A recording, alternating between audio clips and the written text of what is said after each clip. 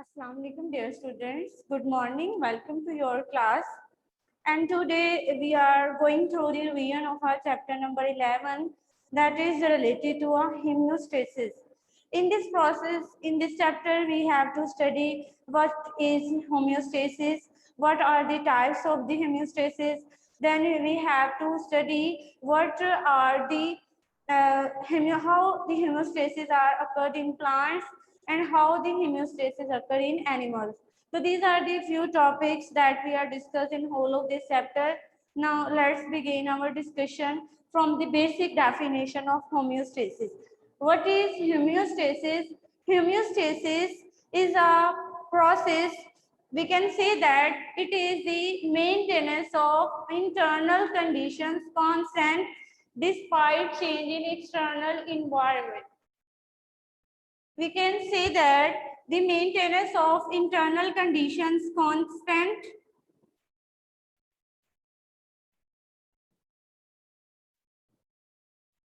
maintenance of internal conditions constant despite changes in external environment.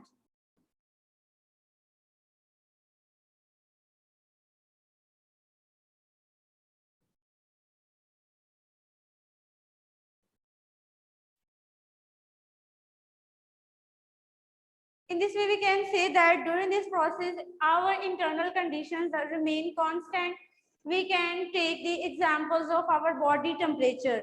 Our body temperature, normal body temperature, remains at 37 degrees centigrade, whether we are in hot environment, whether we are in cold environment. In cold environment, our body temperature neither be drop, or in hot environment, our body temperature neither to be raised.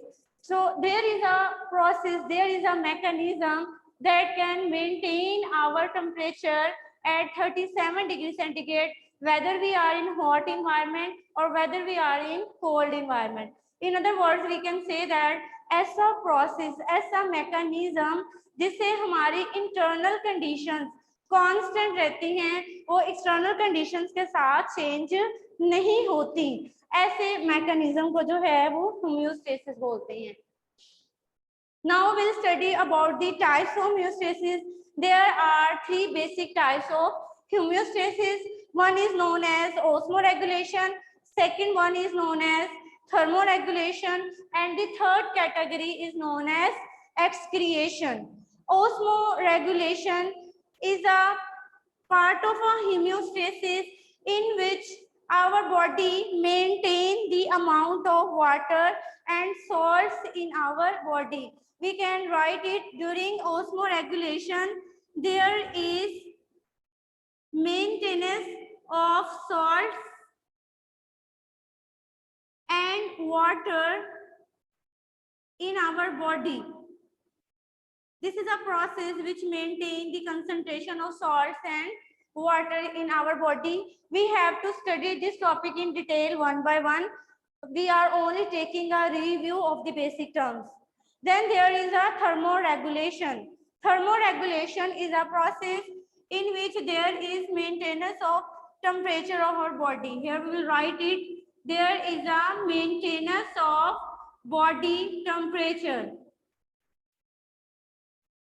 I already described you how the body maintain our temperature at 37 degrees centigrade. This is maintained by a thermoregulation. Excretion is a process in which metabolic waste are eliminated from the body. Here we will write it. Excretion is a process in which metabolic waste are eliminated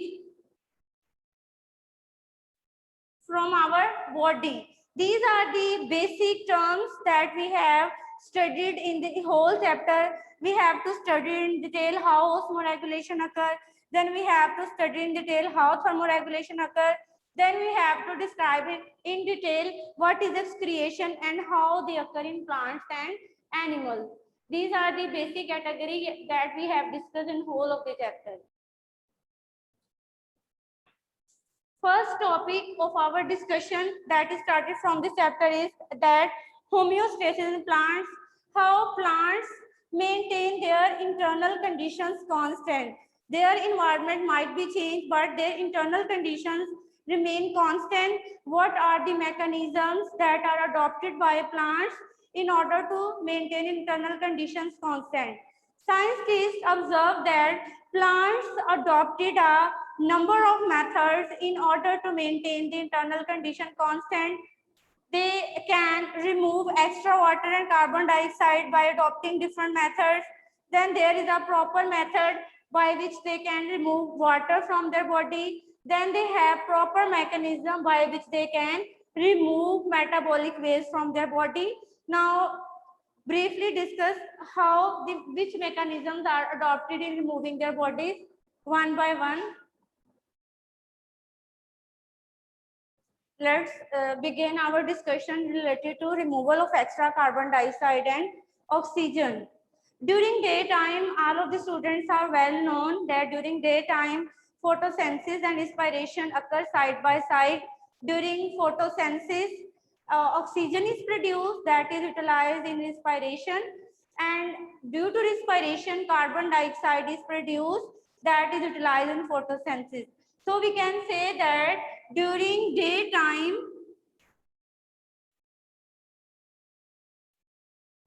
no exchange of gas occur. No exchange of gas occur. The gas, which is mostly oxygen, is a byproduct of respiration that is utilized in photosynthesis, and the end product of photosynthesis, that is oxygen, is utilized in respiration.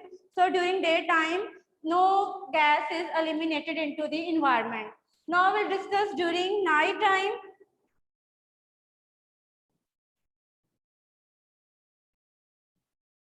Plants exchange gases with their environment because during night time there is no photosynthesis. They take oxygen from their environment with the help of stomata. From their environment with the help of stomata, and they release carbon dioxide into the environment with the help of stomata. So we can say that during daytime, during night time, oxygen is taken from the environment and carbon dioxide is released into the environment. Now we'll discuss another topic which is related to removal of extra water. Plants can remove their water with the help of a process that is known as transpiration. During daytime, majority of the extra water is removed from a plant with the help of a process that is known as transpiration. Transpiration is a process in which waters are removed in the form of a water vapors from the stomata. And during night time, stomata are closed. So during night, gas removal of a water occurs with the help of a process that is known as guttation.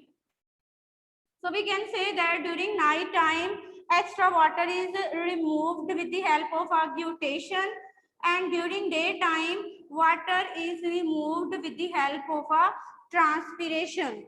Now we discuss the last topic which is related to removal of metabolic waste.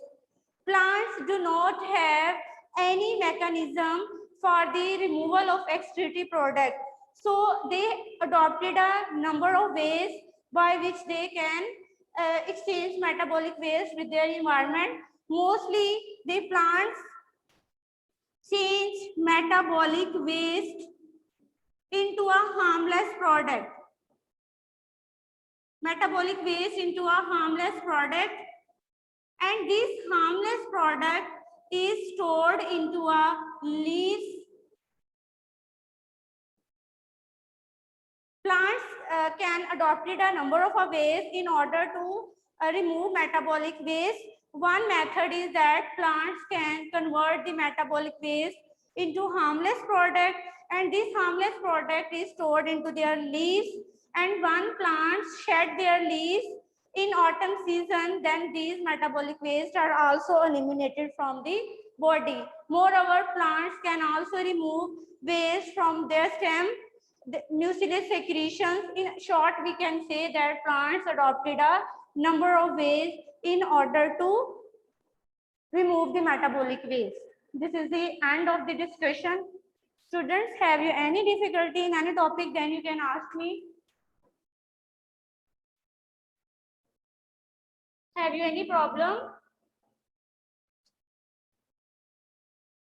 Students, have you any problem?